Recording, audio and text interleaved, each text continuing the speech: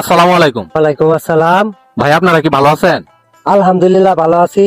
আচ্ছা ভাই, আমি দূর থেকে আসছি অনেক, আপনাদেরকে দুইটা প্রশ্ন করতে পারি? হ্যাঁ বলেন। ভাই আপনাকে করতে পারি প্রশ্ন? আচ্ছা ভাই, আপনি কি পর্যন্ত পড়াশোনা করতেন? ক্লাস 6 পর্যন্ত। ক্লাস 6 পর্যন্ত। আপনি ভবিষ্যতে কি করতে চান?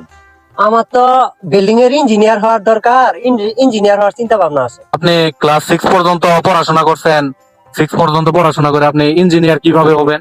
ক্লাস 6 পর্যন্ত পড়াশোনা করে কি ইঞ্জিনিয়ার হওয়া যাবে না? এটা আমার জানা মতে, এবং কি আমি যে আরো দেখছি, এইভাবে আমি কখনো শুনিও নাই বাট দেখিও নাই যে 6 পর্যন্ত পড়াশোনা করে একজন মানুষ ইঞ্জিনিয়ার হইতে পারে। হইতে পারে। আমি তো ইঞ্জিনিয়ারই অলরেডি করতাছি। এটা কেমনে সম্ভব ভাই, আমাকে একটু বলা যাবে? আমি তো রাজমিস্ত্রি কাম করতাছি, তাহলে কি আমি ইঞ্জিনিয়ার হবার পাবো না? মাই গড, আমি আজকে প্রথম শুনলাম আপনার মুখ থেকে এই কথাটা। যাক ভাই, ধন্যবাদ আপনাকে। আপনি ভবিষ্যতে আরো ভালো কিছু করতে পারেন, এটাই আমার কামনা রইলো ভাই। ধন্যবাদ আপনাকে। আচ্ছা, আপনাকেও ধন্যবাদ। আচ্ছা ভাই, আপনাকে একটা প্রশ্ন করতে চাই। আপনি কি পর্যন্ত পড়াশোনা করেছেন? আমি তো ভাই ক্লাস 4 পর্যন্ত পড়াশোনা করছি। ক্লাস 4 পর্যন্ত পড়াশোনা করছেন।